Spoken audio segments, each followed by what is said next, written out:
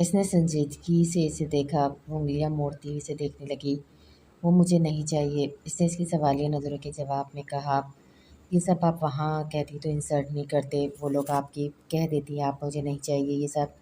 फौजान ने संजीदगी से फ़ोन बंद करते हुए से कहा। वो मैं नर्वस ही हो गई थी, मैंने पहले ऐसी सिचुएशन का सामना नहीं किया ना कभी। इसने होठ काटते हुए इर्द गिर्द देखते हुए कहा। ओके, वो कहता हुआ आगे बढ़ा। पेमा ने हैरत से इसकी पूछ देखी, फिर आसपास देखती इसके पीछे भागी। फौजान रुका, वो भी रुकी थी। फौजान 1 मिनट रुका, फिर से बाहर की तरफ बढ़ा था। वो भी इसके पीछे बाहर की तरफ बढ़ी। आपको मुझसे कोई काम था? इसने एकदम इसकी तरफ पलटते हुए पूछा। नहीं तो, पेमा ने बालों की लटकान के पीछे करते हुए कहा। वो संजीदगी से गहरी सांस लेता, ब्लैक ग्लासेस लगाता, फिर पलटा था। क्या आप मेरी कुछ हेल्प कर सकते हैं? इसने जल्दी से कहा। वो रुका, फिर वॉलेट निकालता बिना गिने पैसे देके इसकी तरफ बढ़ा। पेमा ने गुस्से से इसे देखा। मुझे पैसे नहीं चाहिए और ना ही मैं कोई भिखारन हूँ। आप मुझे ड्रॉप कर दे, मेरे पैसे चोरी हो गए, मैं घर पैदल नहीं जा सकती। इसने मुंह सोते हुए रिक्वेस्ट नहीं बल्कि तहकुम से कहा, जो खुदा आदमी को चौंका गई थी। देखिए मिस, मेरे पास वक्त की शदीद किल्लत है, आप ये पैसे लें और गाड़ी करवा कर घर चली जाएं। वो संजीदगी से कहते हैं। मेहमान को गुस्सा दिला के आप कैसे इंसान हैं, मेरी हेल्प कर देंगे तो क्या चला जाएगा आपका? वैसे भी आपका हक है मेरी मदद करना। जल्दी में पता नहीं क्या कह गई थी, इसे खुद भी पता नहीं था। वो गिलासेस उतारता हैरत से इसे देखने लगा, फिर बिना कुछ कहे तेजी से पलटा। पैमान भी तेजी से इसके पीछे पड़ी। पता नहीं क्या बात थी, इसे इसके होने से ठारत सी मिली थी, जैसे इसके होते हुए इसे कोई कुछ नहीं कह सकता। वो मर्द की नज़र से आगा थी, इसने एक बार भी इसे नज़र भर कर नहीं देखा था, जिससे पैमान को इत्मीनान था कि वो बाकी मर्दों जैसा नहीं है। गार्ड ने इसे देखते ही डोर खोल दिया था। वो कोट के बटन खोलता हुआ गाड़ी में बैठा। इसने बिना कुछ कहे इसे देखकर गाड़ी का डोर खोल दिया था। पैमान झिझकते हुए इसके साथ बैठी। इसके कलौन की महक पूरी गाड़ी में फैली हुई थी। उफ़, ये मुझे क्या हो रहा है? पैमान को इसके कलौन की महक बहुत अच्छी लगी थी, जिस पर वो झिंझलाई थी। फिर इसे देखा जो गोद में लैपटॉप रखे तेजी से कुछ टाइप कर रहा था। कटाव गुलाबी होठ भेजे, वो खुद पर इसकी नज़रें महसूस कर सकता था। सिग्नल पर गाड़ी रुकी थी।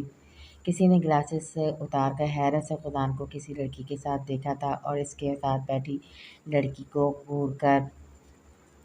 यशमीना कैंटीन में बैठी समोसे और कोल्ड ड्रिंक से भरपूर इंसाफ कर रही थी, जब इसके आगे पड़ी समोसे की प्लेट और कोल्ड ड्रिंक्स उचक लिया गया था।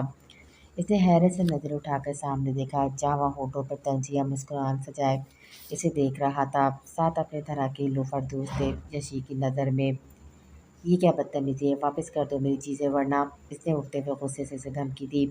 हाँ, और अगर ना दी तो मिस यशमीना तुम्हारी शिकायत सर फौजान से लगा देंगी। इसके दोस्त ने इसकी बात को शरारत से कंप्लीट किया। यार मैं मासूम तो डर गया। महरिस में ने डरने की भरपूर कोशिश करते हुए कहा। मुंह बंद रखो वरना मुक्का मारकर बंद करवा दूंगी, समझे तुम? यशमीना असदुल्ला को हल्का मत लेना बच्चू। इसने भी गुस्से से भरपूर जवाब दिया। महरिस ने से घूरा जो डरती नहीं डराती थी। ओह, मार कर तो दिखाओ ज़रा, बड़ी आई मुक्का मारने वाली। महरिस ने चेयर पर बैठते हुए फर्रा कर कहा। यशमीन से दांत पीसे। मेरा समोसा वापस कर दो वरना तुम्हारा कत्ल मुझ पर वाजिब होगा। यशमीना ने समोसा छीनने की कोशिश करते हुए गुस्से से कहा। मैंने कोई चूड़ियाँ नहीं पहनी हुई है मिस मोटी, इसने मुंह बनाते हुए कहा। मोटी? वो सदमे से बड़बड़ाई। मोटी कहा तुमने मुझे? शशि ने सदमे से पूछा। हाँ मोटी कहूँगा, 1000 बार कहूँगा। अश्मीना ने सारी कैचअप उठाकर इसके मुंह सर पर गिरा दी। इसके चलते हुए होठ सदमे से साकत हो गए थे। इसके दोस्त भी पहुंचाकर इसे देखने लगे और तो और पूरी कैंटीन छत फाड़ कर कहकमों से गूंज उठी थी। महरिस ने सामने खड़ी बला को देखा। बिल दे देना केचप और समोसों का मिस्टर महरिस वीर, मुस्कुराकर कहती बैग उठाकर वो चलती बनी। महरिस के दोस्तों ने मुंह बनाते हुए उसे देखा, जो सदमे से हिलने से कासिर था। वो तो बहुत तेज थी, जबकि वो उसे मासूम समझा था। पैमान आज डिनर पर खुसूस तैयारी करना। आंसर बेगम ने इसे सब्जी काटते देकर एक नया ऑर्डर दिया। खैरियत भाभी, क्या कोई मेहमान आ रहा है? मेहमान ने मसरूफ़ से अंदाज से पूछा। हाँ, सफ़ीर की अम्मी और बहन आ रही है तुम्हारे रंग का नाप लेने। भाभी ने बेतासुर लहजे में कहती हुई चली गई, जबकि इसके सब्जी काटते हाथ सख्त साकत हो गए थे। वो पलटी थी लेकिन भाभी भी जा चुकी थी। पैमान ने होंठ पीछे, शबीर भाई भी चले गए थे कि पीछे भाभी की तबीयत ख़राब हो गई थी तो इन्हें इमरजेंसी में जाना पड़ा। रफ से बालों का ऊंचा सा जूड़ा बनाए घर में गरम गरम सूट ब्लैक गरम चादर को कंधों पे रखे वो सख्त परेशान से नजर आ रही थी। क्या हुआ मेरी प्यारी सी पुप्पो को? मन्ना ने उसके बालों की लट्टें खींचते हुए शरारत से पूछा। कुछ नहीं, तुम जाओ, खावर भाई को तुमसे कुछ काम था। इसे सर झटकते उसे वहाँ से हटाना चाहा, वरना वो जिस बात के पीछे पड़ जाता था फिर इस बात को जान कर ही रहता था। मेरी फूफो, अगर आपको कोई मसला है तो प्लीज़ शेयर विद मी। मनान ने सीरियस होते हुए पूछा। कोई बात नहीं मनान, बस भाई चले गए हैं तो थोड़ी परेशान हूँ। इसे का चेहरा हाथों में लेते हुए मोहब्बत से कहा। मैं जानता हूँ पप्पो, बात कोई और है, आपका जब दिल करे आप मुझसे शेयर कर सकती हैं। मनान उसकी परेशानी चूमकर कहता हुआ बाहर चला गया। पैमान मुस्कुराई, वो इसे ऐसी मोहब्बत करता था, वो भी इसे सबसे ज़्यादा अजीज़ था। मेहमान के मुस्कुराते होंठ सिकुड़े सिकुड़े थे। रात की सिचुएशन को लेकर इसने बेदिली से फ्रिज से गोश्त का पैकेट निकाला। वो मेड राइस बहुत अच्छे बनाती थी लेकिन वो मेड राइस नहीं बनाएगी, इसने दिल में तय किया। यार बस आज शाम आ जा, फिर करेंगे कंबाइंड स्टडी। मनान ने स्वेटर शॉप से निकलते हुए अपने दोस्त से कहा। वो बेकरी आया था कुछ चीज़ें लेने जिसकी लिस्ट आंसा बेगम ने दी थी से। हाँ बस आ जा, मेरी अम्मी कल आएंगी, वो मामू की तरफ है हफ्ते से ओके अल्लाह हाफिज़। इसने गिलास टोट खोलते हुए मगन से अंदाज में कहा। जब सामने से आती लड़की से इसकी ज़ोर से टक्कर हुई थी। आउच। इसने अपनी शर्ट पे लगे वाइट केक को देखते हुए सदमे से कहा। ओह नो, नुकसान करवा दिया आप मेरा, वो भी पूरे 1,000 का। मनान ने नीचे गिरे हुए केक को देखते हुए तासुब से कहा। तुम्हारे इस 1,000 के केक ने मेरी 10,000 की शर्ट ख़राब कर दी है, यू फूल। देख कर नहीं चल सकते थे, अंधे हो या आंखें डोनेट कर कर आए हो? मनान ने सदमे से सामने खड़ी खूबसूरत लड़की को देखा जो pink shirt half white pant शहद रंग बाल जो कानों तक आते थे इसे खुशी से देखती बोल रही थी। तो मेरी आंखें डोनेट है तो आपको क्या एचआर लेने गई थी, आप देख लेती। 10,000 की है तो मैं क्या करूँ? इसने सर झटकते हुए कहा। तुम्हें तो मैं नहीं छोड़ूंगी पागल इंसान, एक तो मेरी शर्ट खराब कर दी ऊपर से बातें बना रहे हो। मरियम ने गुस्से से कहा। उफ चलो मरियम, क्या तमाशा बना दिया है, लोग देख रहे हैं। नीली इसकी फ्रेंड ने इसका आवाज़ पकड़कर खींचते हुए आस्था से कहा। मनान ने घूरा, इतना लड़ाका लड़की इसने अपनी ज़िंदगी में नहीं देखी थी। देख लूँगी मैं तुम्हें, जाते जाते इसे धमकी दे गई थी वो। शौक से देखना, इसने भी दोबारा शॉप की तरफ बढ़ते हुए तेज़ आवाज़ में कहा। अरे आंसा बहन, पैमान बेटी को तो बुलाइए। हाँ बुलवाती हूँ। हरम जाओ पप्पो को बुला लाओ। आंसा बेगम ने मिसेस वसीम से कहकर टीवी देखती हरम को उठाया। मुंह बनाते हुए पैमान के कमरे की तरफ बढ़ी। आती हैं अभी, हमने तो कभी इसे किसी काम के लिए नहीं कहा। मर्जी हो तो कर लेती है वरना नहीं, नौकरी भी अपनी मर्जी से कर रही है, वरना हमारे घर पैसों की कोई कमी थोड़ी है। आंसा बेगम ने मिसेस वसीम और उनकी बेटी नायला को चाय देते हुए मुस्कुरा कर कहा। मिसेस वसीम ने मुस्कुराकर तस्दीक में सर हिलाया। अस्सलाम वालेकुम। पैमान ने लॉन्च में आते हुए संजीदगी से कहा। वालेकुम अस्सलाम। मिसेस वसीम ने मस्नूई मुस्कान से जवाब दिया जबकि नायला मुंह नाक चढ़ाए इस सादा सी लड़की को देख रही थी। इसे ज़रा भी वो अपने भाई के लिए पसंद नहीं आई थी। आओ बेटा बैठो यहाँ। मिसेस वसीम अपने पास जगह बनाते हुए कहा। तो सर हिलाती हुई उनके पास बैठी। बेटा अपनी उंगली का नाप नायला को दे दो। इधर उधर की बातों के बाद मिसेस वसीम ने कहा। वो जेवर से लदी खातून पैमान को बहुत मसनूई सी लगी थी। पैमान रिंग लाकर दो इन्हें जो तुम्हें फिट है। आंसर से खामोश बैठे देखकर उठाया। वो गहरी सांस लेती हुई अपनी जगह से उठकर अपने कमरे की तरफ बढ़ी। अम्मी, लड़की की उम्र ज़्यादा लगती है भाई से, और देखे कितनी सिंपल सी ड्रेसिंग थी ना। नायला ने अपनी माँ के कान में कहा। क्या कह सकते हैं, तुम अपने भाई को अच्छे से जानती हो, अपनी करने वाला है वो। मिसेस वसीम ने सामने की तरफ देखते हुए मस्नूई मुस्कुराकर आहिस्ता से अपनी बेटी से कहा। आंसा बेगम मुस्कुराते हुए चीज़ें सर्व कर रही थी। फौजान ने अलीशा का एडमिशन पप्पो के कहने पर करवा दिया था चाचू की यूनी में। जॉब अपनी क्लास में आधे घंटे में निकल रहा हूँ, ज़रूरी मीटिंग है मेरी 12 बजे। वॉच पर टाइम देखता हुए कहकर खड़ा हुआ। अलीशा सर हिलाती हुई क्लास की तरफ बढ़ी।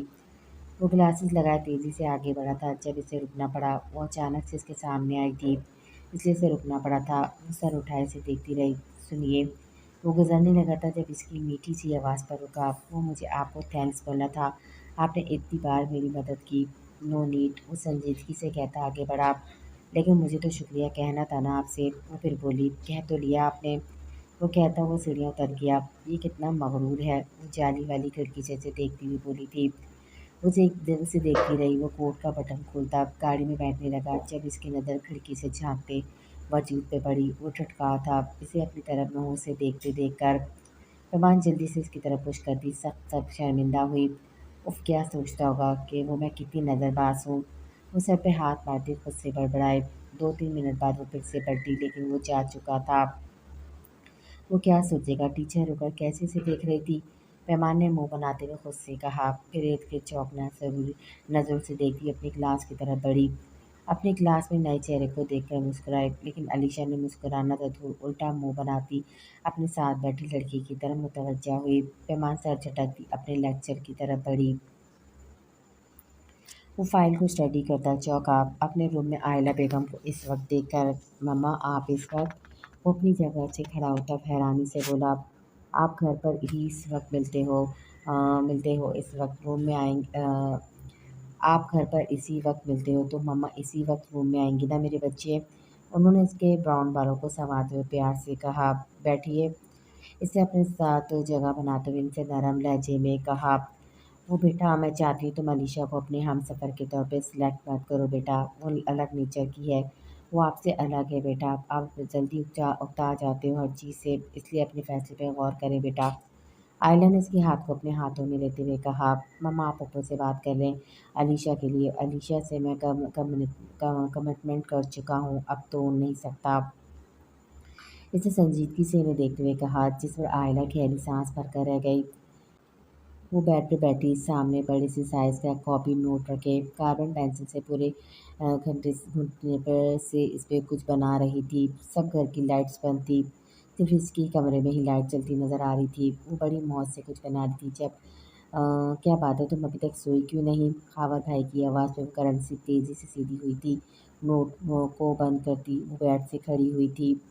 वो भाई टेस्ट चेक कर रही थी। इसे जल्दी से दुपट्टा सर पे लेते हुए कहा, जल्दी सो जाया करो, रात देर तक जागने से तबीयत ख़राब हो जाती है, बंद करो लाइट और सो जाओ। वो संजीदगी से कहते हुए पलट गए। वो गहरा सांस लेती हुई लाइट बंद करके बेड पर आई।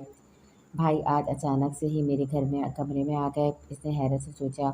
वो भला कब इसके कमरे में आते थे। फिर नोट्स को जल्दी से पास पड़े बैग में रख दी। वो आंखें मूंद गई थी। खुदा नाश्ता करता चौंका। अलीशा स्लीवलेस शर्ट पहने, खुला सा पंडियों से ऊपर तक ट्राउज़र पहने हुए से सबके सामने शर्मिंदा कर गई थी। रज़ा मीर ने तंजिया नज़रों से इसे देखकर नाश्ते की टेबल से उठकर ऑफिस चले गए, बिना अलीशा के गुड मॉर्निंग का जवाब दिए। इन्हें ऐसी ड्रेसिंग करने वाली लड़कियां ज़रा अच्छी नहीं लगती थीं। ज़हीर साहब यूनि में चले गए थे। अब टेबल पर मरियम, आयला, महरिज और खुदान ही थे। अलीशा ऐसी ड्रेसिंग पहनकर अब कभी नीचे मत आना।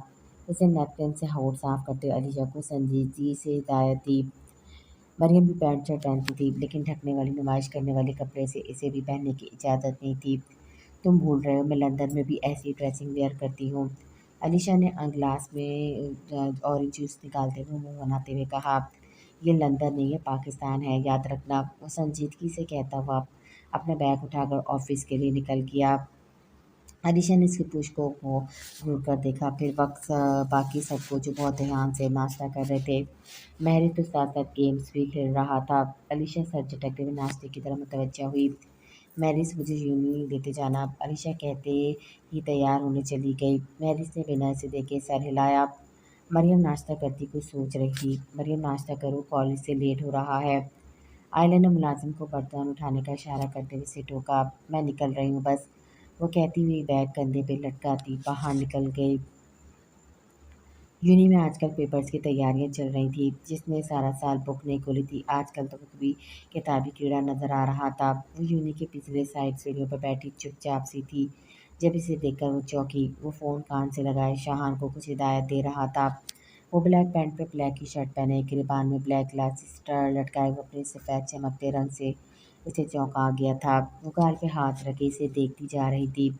वो टहलता हुआ एक हाथ पॉकेट में घुसाए, दूसरे से फ़ोन कान से लगाए। वो मेहमान खलील को दुनिया से कोई अनोखा ही लगा था, अपने शहर में कैद करने वाला।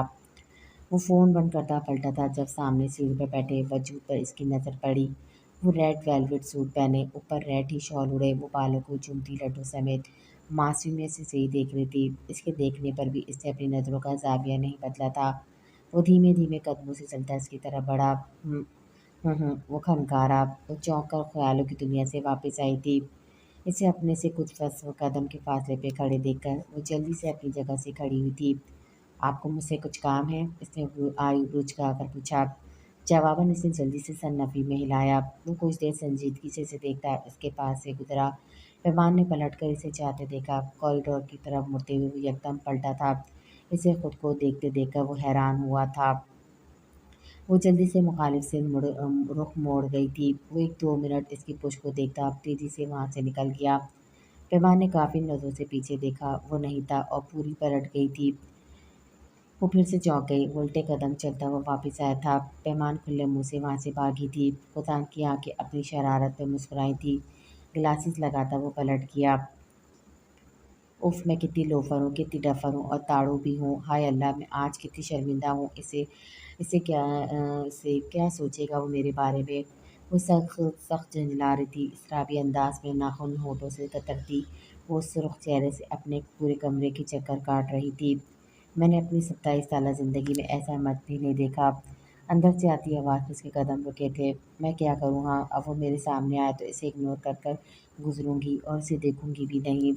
इसे दिल ही दिल में पुख्ता इरादा किया, जिस पर वो मुतमईन होती रात के खाने की तैयारी करने में किचन में चली गई। मैं नहीं जानती तुम मुझे डिनर्स करवाने लेकर जा रहे हो। इतने दिन हो गए मुझे आए हुए और तुम मुझे बाहर डिनर तक करवाने नहीं लेकर जा रहे। अलीशा उसके ऑफिस में पहुंच गई थी। बाहर वेट करो मैं आता हूँ आधे घंटे तक, इसने दाँत पीसकर कहा। सब लोगों का ध्यान इन दोनों पर ही था। मैं नहीं जानती तुम अभी उठो। अलीशा ने इसका बाजू पकड़कर लाड से कहा। उदा ने खड़े होते हुए अपना बाजू छुड़वाया। तुम्हें समझ नहीं आ रहा मैं क्या कह रहा हूँ। बाहर वेट करो, मीटिंग हो ख़त्म होते ही मैं आता हूँ। इसके सर से लहजे पर उठकर आई, फिर पैर पटकती हुई बाहर चली गई। स्टार्ट करो नबील। इसने नबील को चुप देकर मीटिंग स्टार्ट करने का कहा। वो होठों पर मुट्ठी बनाए रखे सामने चलती स्क्रीन को देख रहा था। इसे हरगिज़ भी नहीं पसंद था कोई इसे काम के दौरान डिस्टर्ब करे। पप्पू चले ना प्लीज़, हरम भी चल रही है। मैंने पापा से परमिशन ले ली है। मना ने किताब पढ़ती हुए मान के तरलिए किए और वो और हरम नए खुले होटल में पिज़्ज़ा खाने जा रहे थे। वो पैमान को भी साथ लेकर जाना चाहते थे, लेकिन पैमान कब से नखरे दिखा रही थी। इसे बाहर का खाना सूट नहीं करता था। इसे फूड पॉइज़न हो जाता था, लेकिन मनान अपनी ज़िद का पक्का था। उसे लेकर ही टलने वाला था। पैमान जानती थी इसे दाँत पीसती हुए किताब पटक कर उठी थी। वो वाइट प्लेन सूट पहने रेड शॉल लिए होटल में बैठी थी। इन दोनों के साथ वो दोनों बातें करते हुए खा रहे थे, लेकिन वो बुरे बुरे मुंह बनाए पिज़्ज़े का एक आध लुक़मा ले लेती थी। पप्पू आप कुछ और खाएंगी? मना ने इसे बेदिली से पिज़्ज़ा खाते देखा प्यार से पूछा। कॉफ़ी मंगा दो, इसने दरवाजे की तरफ देखते हुए मुंह बनाते हुए जवाब दिया। लेकिन ये क्या? आंखों में एक अजीब सी चमक लहराई थी। सामने ही वो इंटर होता हुआ नजर आया। वो होटल के सेकंड फ्लोर पर थे। वो लिफ्ट से निकलता अपने साथ चलती अलीशा की बात सुनकर सर हिला रहा था। वेटर इन दोनों को ग्लास डोर वाली साइड पे बिठा रहा था। वहाँ स्पेशल लोग ही बैठते थे, मतलब कि जो काफ़ी रिच होते थे, क्योंकि वो साइड सिर्फ रिच लोग ही अफोर्ड कर सकते थे। मेहमान जो पक्का इरादा किए बैठी थी अब कभी इसे नहीं देखेगी। सारे दावे धरे के धरे ही रह गए थे। पोपो कॉफ़ी ठंडी हो रही है। मनान ने इसकी तवज्जो कॉफ़ी पर दिलाई। वो चौंक कर कॉफ़ी की तरफ मुतवज्जा हुई। पोपो आप चलेंगी ना? ऊपर हरम को सी व्यू और पहाड़ देखने हैं। मनान ने इसकी लठों को कान से पीछे करते हुए झुककर पूछा। नहीं मैं कॉफ़ी पी लूँ, तुम दोनों जब तक देख आओ, देर हो रही है। इसने जल्दी से कॉफ़ी का घूंट लेते हुए कहा। ओके पप्पू हम 10 मिनट में आ रहे हैं, हरम कहती हुई मनान के पीछे दौड़ी। क्या खाओगी? खुजान ने मेन्यू कार्ड पकड़ते हुए अलीशा से पूछा। Chinese rice with Russian salad, Alisha ने बहते चढ़ने को देखते हुए से कहा। इसने सर हिलाकर ऑर्डर के लिए पास खड़े वेटर को देखा, लेकिन तभी वो चौंका। वो कॉफ़ी के सब लेती इसे ही देख रही थी, लेकिन इसके देखने पर वो जल्दी जल्दी कॉफ़ी के सिप लेने लगी थी। वो सर झटकता हुआ वेटर की तरफ मुतवज्जा हुआ। इसे ऑर्डर लिखवाने के बाद इसने अलीशा को देखा, जो इसे ही मुस्कुराते हुए देख रही थी। बहुत ही कोई रूड इंसान हो। क्या हो जाता है जो मुझे मना लेते क्या हो जाता जो मुझे मना लेते? अलीशा ने मुंह बुसरते हुए इससे शिकवा किया। ये मनाना वगैरह मुझे नहीं आता, इसने इर्द-गिर्द देखते हुए कंधे उचकाकर लापरवाही से कहा। अलीशा जवाबन सबर के घूंट भरती रह गई। एक बार शादी हो जाए फिर तो मैं तीर की तरह सीधा कर दूंगी, इसने देखते ही वो दिल में सोचा। फ़ोन तो रख दो, अलीशा ने उसे फ़ोन पकड़े देकर झिंझलाते हुए कहा। सॉरी, इम्पोर्टेंट कॉल है, रिसीव कर कर आता हूँ, तुम 2 मिनट वेट करो, तब तक खाना भी आ जाता है। वो कहता हुआ उठा। मिकान की नज़रें इस टेबल पर गई थी जहाँ वो कुछ देर पहले बैठी थी, लेकिन अब वो टेबल खाली था। वो फ़ोन कान से लगाता हुआ सीढ़ियों की तरफ बढ़ा। ऊपर आता वो ठटका। सामने वो रैकिंग चेयर पर झुकी नीचे बहती झील को देख रही थी। वो दूसरी तरफ खड़ा होता शहान की कॉल सुनने लग गया। इसके मखसूस गलों की महक पर वो चौंक कर सीधी हुई। वो फ़ोन सुनता सामने की तरफ देखकर सर हिला रहा था। इसकी कोहनियों तक मुड़े गए सिविल फ्लैश पर इसकी नज़र गई। सफ़ेद कलाई पर बरवान वॉच बंधी हुई थी। जेल से सवारे बाल हवा से ख़राब हो चुके थे। ये क्या हो रहा है मैं ऐसी तो नहीं थी। वो धुंधलाई हुई नज़रों से उसे देखती हुई बड़बड़ाई थी। वो कॉल बंद करता मुड़ा। वो उसे देखती सर झुका गई थी। आसपास कपल सेल्फियाँ ले रहे थे। गर्ल्स वगैरह भी एक दूसरे की टांग खींच रहे थे। हरम और मनान आइसक्रीम खाते आपस में झगड़ रहे थे। वो संजीदगी से चलता इसके पास आया। वो कुछ देर इसके झुके हुए सर को देखता, होंठ खींचकर इसके पास से गुजर गया। पैमान गहरी सांस लेती, लोगों की तरफ मुतवज्जा हुई। हर कोई आपस में मगन सा था। इसने मुस्कुराकर सबको देखा, फिर सेल फोन बैग से निकालती आसपास की पिक्स बनाने लगी। इसने हरम और मनान की भी पिक्स बनाई। तो मैंने अब्बू से कह दिया है हमें लेट हो जाएगा, वैसे भी सुबह संडे है। मनान कहता हुआ दूर भाग गया। उसे कोसती हुई रैंकिंग के पास आई। नीचे झुककर वो बहते पानी की वीडियो बनाने लगी थी। चमकती रातों पर चमकता आधा चांद जिसका अक्स पानी में पड़ रहा था, बहुत प्यारा सा समा था। इसने मुस्कुराते हुए ठंडी हवा को महसूस किया। वो चौकी, दो लड़के इसके पास आकर खड़े हुए थे। पैमान सीधी हुई थी, दूसरी साइड पर आ गई, लेकिन वो लड़के भी इसी साइड पर आ गए। वो उसे अकेला समझकर छेड़ रहे थे। पैमान ने हरम और मनान को तलाशा, लेकिन वो शायद पिछली साइड चले गए थे। वो कहीं आसपास नहीं थे। पैमान गहरा सांस लेती हुई पलटी थी जब वो मुस्टंडे फिर से इसके पीछे लपके थे।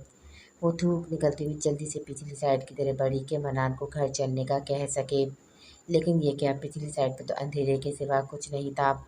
वो चौंक कर पलटी थी जब वो उसके सामने आए थे। पैमान चादर दुरुस्त करती इनके पास से गुजरने लगी जब एक ने फुर्ती से इसकी कलाई पकड़ी थी। पैमान साकित सी रह गई थी। क्या बात है, बहुत जल्दी है तुम्हें जाने की? ज़रा हमसे हाय हेलो तो कर लो।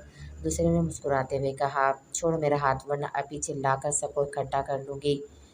पैमान ने कलाई छुड़वाने की कोशिश करते हुए घबराए हुए लहजे में कहा। ये कोशिश भी कर लो, लेकिन इस तरफ कोई नहीं आएगा। इस लड़के ने इसकी कलाई पर गिरफ्त मजबूत करते हुए खबीस मुस्कुराहट से कहा। पैमान ने लब काट कर अल्लाह से हिफाजत की दुआ मांगी। कोई है, प्लीज़ हेल्प मी। वो उसे खींचकर रैकिंग के पास ले आए थे जब इसने चिल्ला कर कहा, मुंह बंद रखो। दूसरे ने कहते इसके मुंह पे हाथ रखा। पैमान ने धुंधलाई नज़रों से तेज़ कदमों से इसे अपने करीब करते हुए देखा। आँखों से टूटकर आंसू गिरे थे। इसने होंठ खींचकर दोनों को अपनी तरफ खींचते हुए इनके सर पर एक दूसरे से पटक चुका था। वो दोनों सर पकड़ते इसकी तरफ गुस्से से बढ़े थे जब इसने दोनों को फर्श चटवा दिया था। इसके मुक्के के वार ने दोनों के नाक से खून का फवारा निकलवा दिया था। पैमा ने आंसूनी आंखों से इसे देखती रही। अल्लाह ने इसके लिए फरिश्ता बनाकर भेजा था, इसे जो हर दफ़ा बिना कहे इसकी मदद कर देता था। वो दोनों को गर्दनों से पकड़ता इन्हें पानी में नीचे फेंक चुका था। पैमान ने झट हाथ मुंह पे रखा और दोनों को पानी में फेंकता इसके करीब आया। आप कब एहतियात करेंगी, खुद की हिफाजत करना सीखिए, मैं हर दफ़ा नहीं आऊँगा। वो कहता हुआ चुप हुआ। इसकी आंखों से लगातार आंसू बहने लगे थे। ये आंसू आज तक किसी के सामने नहीं बहे थे। पता नहीं क्यों आज इसे देखने के बाद बह निकले थे। ये लें, आंसू साफ कर लें। इसने अपना हाफ वाइट रुमाल इसकी तरफ बढ़ाते हुए सपाट से अंदाज में कहा। पैमान ने इसकी तरफ देखते हुए आहिस्ता से रुमाल पकड़ा। वो पलटा, वो भी रुमाल को हाथ में लेकर उंगली से आंसू साफ करती आसपास डरते हुए देखती इसके पीछे बढ़ी। फूफो, आप कहाँ थी? हम कब से आपको तलाश कर रहे थे। मनाने से देखता हुआ जल्दी से इसकी तरफ बढ़ा। वो ज़बरदस्ती मुस्कुराहट होठों पर सजाती इसके पास रुकी। वो बिना इर्द गिर्द देखे नीचे सीढ़ियाँ उतर गया। पैमान चादर दुरुस्त करती मुस्कुराई, रुमाल को बैग में रखती वो मनान के साथ चलने लगी। गाड़ी में बैठती हुई संजीदगी से मनान को ड्राइविंग करते हुए देखने लगी। यशी तुम्हारे बाबा आए हैं। आशा इसकी ज़बां इसकी कज़न ने इसे आवाज़ लगाई। यशमीना किताब बेड पर फेंकती हुई बाहर की तरफ भागी। बाबा, वो कहते इनके सीने से लगी थी। असद साहब इसे बाहों में लेते हुए मुस्कुराए। कैसी है मेरी बेटी? उन्होंने इसकी परेशानी चूमते हुए पूछा। मैं ठीक हूँ, आप लोग कैसे हैं और कब आए आप लोग? इसने इनके साथ में ही जल्दी जल्दी बोलते हुए पूछा। कल आए थे रात को और आज मैं तुम्हें लेने आ गया, असदुल्ला ने बैठते हुए कहा। बेटा जाओ पापा के लिए पानी ले आओ, नानी ने इसे बैठते देखकर टोका। वो जल्दी से सहलाती किचन में भागी। जाओ बेटा सामान ले आओ, मुझे ऑफिस जाना है तुम्हें घर छोड़कर, उन्होंने इसके हाथ से पानी का गिलास पकड़ते हुए कहा। जी अच्छा, वो मुस्कुरा कर कहती जल्दी से अपने कमरे में भागी। पैमान की तबीयत ख़राब थी लेकिन यूनी से छुट्टी नहीं हो सकती थी क्योंकि टेस्ट चल रहे थे। इसे टीचर्स को लीव लेने से मना किया गया था। सुबह से इसका दिल ख़राब हो रहा था और ये सब परसों रात बाहर के खाने का नतीजा था। पैमान सीढ़ियाँ चढ़ रही थी। 2 ही पीरियड रह गए थे जो इसने लेने थे। अचानक से इसे वॉमिटिंग आई। इससे बिल्कुल भी कंट्रोल नहीं हुई थी। नतीजा में सामने से आतिशा इसकी वाइट शर्ट ख़राब कर चुकी और ये सब अचानक हुआ था। सब स्टूडेंट ने परेशानी से इसे देखा था।